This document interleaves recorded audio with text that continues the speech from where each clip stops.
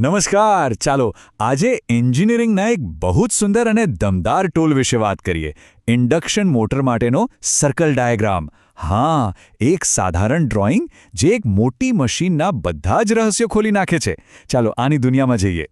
જરા વિચારો, તમારી સામે એક ઇન્ડસ્ટ્રીયલ મોટર છે જેનું કદ એક નાની કાર જેટલું છે. આપણે જાણવું છે કે એની તાકાતની હદ કેટલી છે, પણ જો ટેસ્ટ કરતી વખતે ફેલ થઈ જાય તો? જોખમ કેટલું મોટું અને ખર્ચો તો એનાથી પણ વધારે. તો એન્જિનિયરો આ સમસ્યાનો સામનો કેવી રીતે કરે છે? તો આખી વાતને સમજવા માટે આપણે એક પછી એક કદમ આગળ વધીશું. પહેલાં આપણે સમસ્યાને સમજીશું, પછી એના સુંદર ગ્રાફિકલ ઉકેલને જોઈશું, એની રેખાઓનો મતલબ શું છે એ જાણીશું, અને છેલ્લે એ સમજીશું કે આજના જમાનામાં પણ આ ડાયાગ્રામ કેમ આટલો ખાસ છે. તો પેલી મોટી મોટરવાળી સમસ્યાનો જવાબ શું છે? એનો જવાબ ગણિત અને કળાના એક અદ્ભુત મિશ્રણમાં છુપાયેલો છે. આ પદ્ધતિ એટલે સર્કલ ડાયાગ્રામ. વિચારો, આ એક એવી જબરદસ્ત રીત છે જેમાં મોટરને એની પૂરી તાકાતથી ચલાવવાની જરૂર જ નથી. ફક્ત બે જ સાદા અને સુરક્ષિત ટેસ્ટ. એક નો લોડ, જ્યારે મોટર ખાલી ફરતી હોય, અને બીજો બ્લોક્ડ રોટર, જ્યારે એનો રોટર સ્થિર હોય. બસ આટલા ડેટાથી જ આખા પરફોર્મન્સની આગાહી થઈ જાય છે. અને આ રહ્યો એ ડાયાગ્રામ. પહેલી નજરે કદાચ થોડો ગૂંચવણભર્યો લાગે, બરાબર ને? પણ એને એક નકશાની જેમ જુઓ. મોટરના પરફોર્મન્સનો નકશો. જેમ કોઈ નકશો આપણને પહાડોની ઊંચાઈ અને ખીણોની ઊંડાઈ બતાવે, એમ આ ડાયાગ્રામ આપણને મોટરની તાકાત, ટોર્ક અને કાર્યક્ષમતાના ઉતારચઢાવ બતાવે છે. સારું, તો હવે આ નકશો વાંચતા શીખીએ. કારણ કે આ ડાયાગ્રામની ખરી તાકાત તો એની લાઈનોમાં છુપાયેલી છે. દરેક લાઈન એક કહાણી કહે છે. હવે જુઓ, આ ડાયાગ્રામ બનાવવાની જે લાંબી પ્રોસેસ છે એને આપણે 3 સિમ્પલ સ્ટેપ્સમાં સમજી શકીએ. પહેલું, જે 2 ટેસ્ટ કર્યા એનો ડેટા ભેગો કરવો. બીજું, એ ડેટાના આધારે મુખ્ય અર્ધવર્તુળ દોરવું. અને ત્રીજું, એના પર પરફોર્મન્સની ગણતરી માટે જરૂરી લાઈનો દોરવી. તો ચાલો હવે એક કેટલીક ખાસ લાઈનોને નજીકથી જોઈએ, જે આપણને મોટરની આખી કહાણી કહેશે. સૌથી પહેલી અને સૌથી અગત્યની લાઈન છે આઉટપુટ લાઈન. સીધા શબ્દોમાં કહીએ તો આ લાઈન એ શક્તિ બતાવે છે જેનો આપણે ખરેખર ઉપયોગ કરીએ છીએ, જે મશીનને ચલાવે છે. આ લાઈન જેટલી લાંબી, મોટર એટલી શક્તિશાળી. પછી આવે છે ટોર્ક લાઈન. ટોર્ક એટલે શું? સિમ્પલ ભાષામાં, મોટરની ફરવાની તાકાત. આ લાઈન આપણને બતાવે છે કે મોટર કેટલો વજનદાર ભાર ફેરવી શકે છે અથવા ઉઠાવી શકે છે.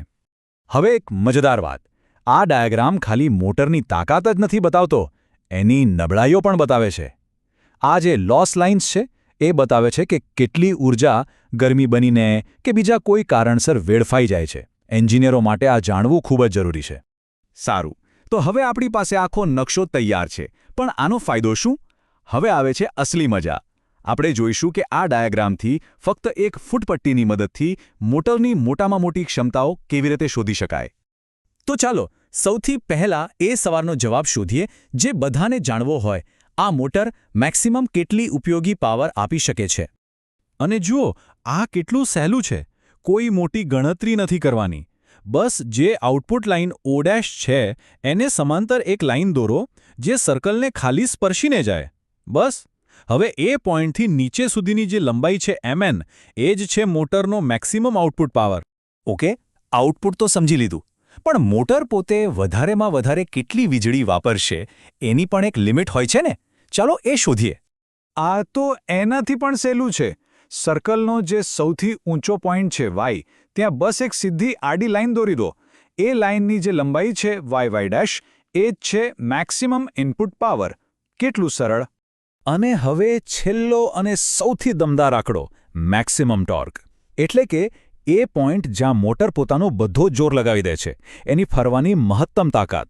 આ પણ બિલકુલ મેક્સિમમ આઉટપુટની જેમ જ. જે ટોર્ક લાઇન OE છે એને સમાંતર એક સ્પર્શક દોરો, અને એ સ્પર્શક પોઈન્ટથી ટોર્ક લાઇન સુધીનું જે અંતર છે JK, એ જ છે મોટરનો મહત્તમ ટોર્ક. બધું જ એકદમ વિઝ્યુઅલ અને સાહજિક. તો આ બધી લાઈનો, વર્તુળો અને સ્પર્શકો, આ બધાનો મતલબ શું નીકળે છે? કેમ આજે પણ આટલા વર્ષો પછી, જ્યારે આપણી પાસે કમ્પ્યુટર છે, ત્યારે પણ આ ડાયાગ્રામ આટલો મહત્વનો છે? જુઓ, વાત એમ છે કે સર્કલ ડાયાગ્રામ ખાલી એક ચિત્ર નથી, એ એક બહુ જ સ્માર્ટ શોર્ટકટ છે. એનાથી ખતરનાક અને મોંઘા ટેસ્ટ કરવાની જરૂર જ નથી પડતી. સમય બચે, પૈસા બચે અને મોટા ઇલેક્ટ્રિકલ કોન્સેપ્ટ એકદમ સરળતાથી આંખ સામે દેખાઈ જાય છે. એને આપણે આમ પણ કહી શકીએ કે આ ડાયાગ્રામ જાણે મોટરના પરફોર્મન્સનું ભવિષ્ય બતાવતો એક ગ્રાફિકલ જ્યોતિષી છે, જે એન્જિનિયરને બધું જ પહેલાથી બતાવી દે છે. આ આપણને એક બહુ મોટા સવાલ પર લાવીને મૂકે છે. આજના જમાનામાં જ્યાં કમ્પ્યુટર પર બધું જ સિમ્યુલેટ થઈ જાય છે, ત્યાં આવા સરળ વિઝ્યુઅલ ટૂલ્સ પાસેથી આપણે શું શીખી શકીએ?